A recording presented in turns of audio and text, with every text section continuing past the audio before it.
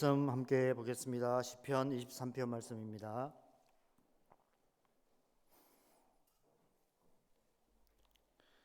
시편 23편 말씀 우리 다 같이 한 목소리로 읽겠습니다.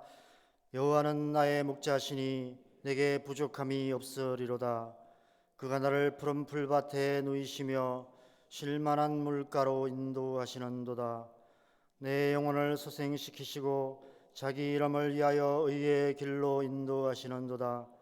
내가 사망의 음침한 골짜기로 다닐지라도 해를 두려워하지 않을 것은 주께서 나와 함께 하심이라. 주의 지팡이와 막대기가 나를 안위하시나이다. 주께서 내 원수의 목전에서 내게 상을 차려주시고 기름을 내 머리에 부으셨으니 내 잔이 넘치나이다. 내 평생의 선하심과 인자하심이 반드시 나를 따르리니 내가 여호와의 집에 영원히 살리로다. 아멘. 우리 잠깐 개인적으로 묵상하는 시간 갖겠습니다.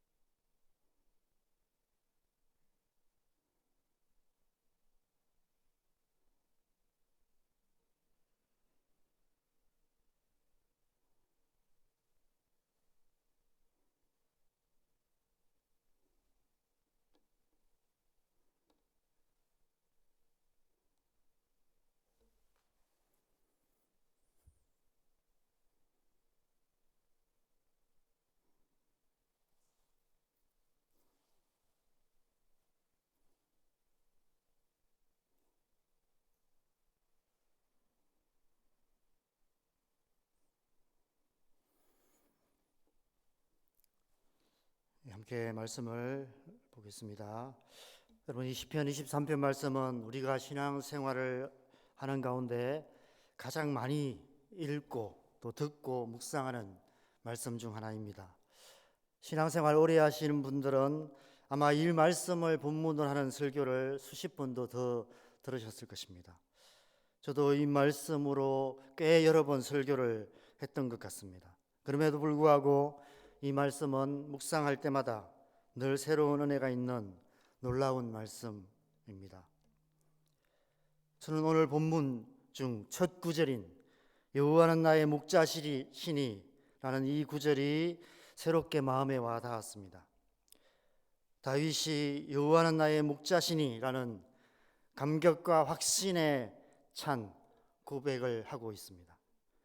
그는 아주 어려서부터 아버지의 양을 치는 목자로서 힘든 시간을 보내야 했습니다. 제가 오래전에 몽골로 단기 선교를 간 적이 있었는데 몽골에서는 거의 걸음마를 시작할 때부터 말을 타기 시작해서 초등학교 정도 아이들은 다 말을 타고 양을 치고 있는 것을 보았습니다. 그런 아이들을 보면서 아마 다윗도 저랬을 것 같다 이런 생각을 했던 기억이 납니다.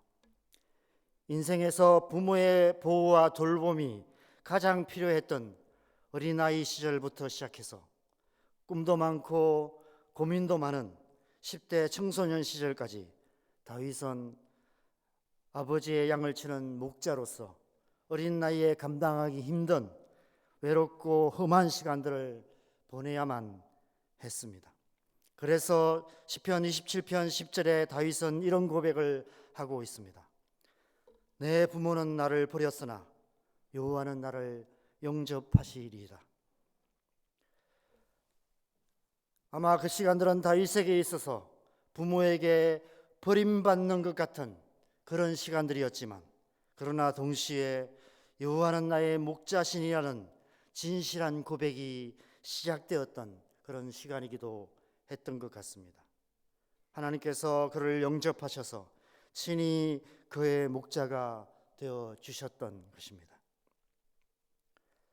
그런 인생의 의미를 찾는 사춘기 청소년 시간 동안 양을 치는 목자로 살아가면서 목자가 없이는 자기 집으로 돌아가는 길조차 찾지 못하는 어리석은 양들의 모습 속에서 인생의 목적지도 그가 마땅히 가야 할 길도 찾지 못하는 어리석은 양과 같은 인생의 영적 실상을 깨닫게 되었고, 그래서 하나님을 자기 영혼의 목자로 붙들기 시작했던 것 같습니다. 여러분, 하나님을 떠난 이 세상에서 우리 인생은 목자 없는 양과 같습니다.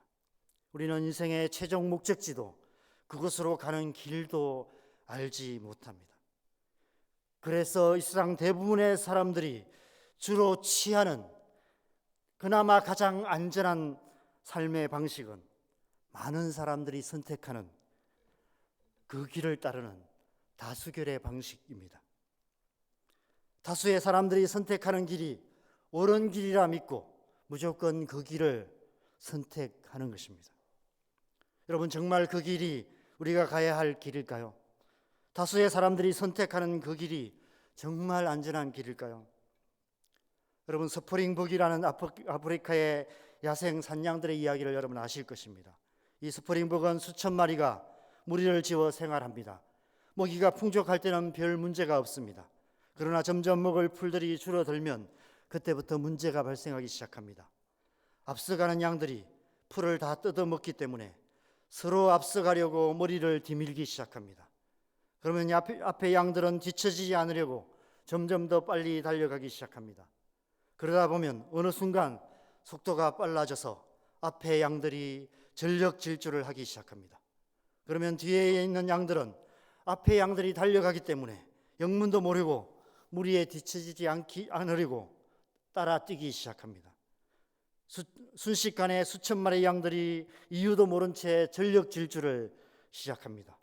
그러다가 갑자기 절벽 같은 것이 앞에 나타납니다. 여러분, 어떻게 될까요? 앞에 양들이 멈추려 해도 뒤따라 오는 양떼들 때문에 멈출 수가 없습니다. 그래서 결국 수천 마리가 집단 자살을 하게 된다고 합니다. 바로 우리 사는 이 세상의 모습을 보여주는 이야기입니다. 목자 없는 양 같은 이 세상은 많은 사람들이 선택하는 그 길을 따라가다가 결국은 멸망으로 향하고 마는 스프링북 같은 그런 세상입니다.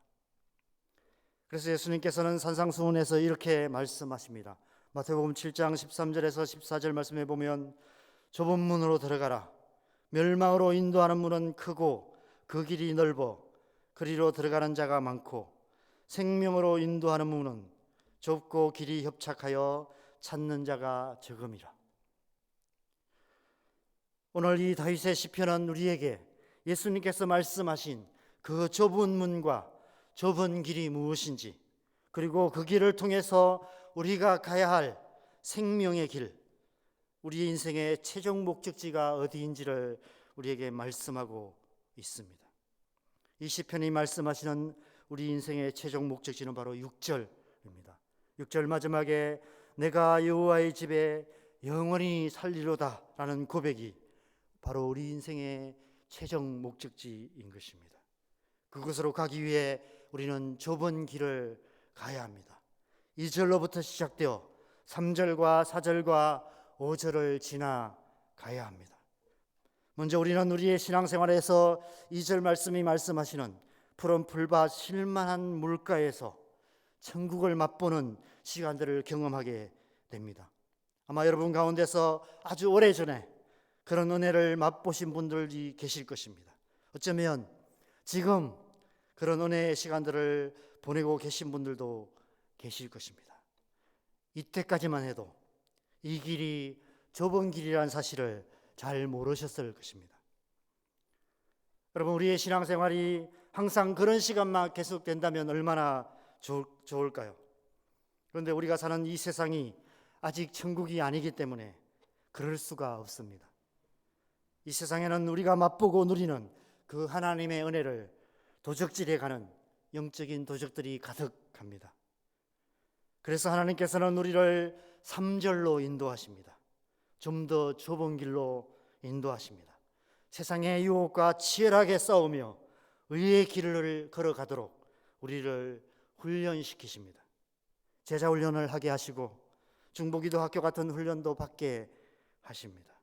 그러한 영적 훈련을 통해서 세상의 유혹을 이기고 하나님의 백성으로서 하나님의 백성답게 살아가는 훈련을 하게 하십니다.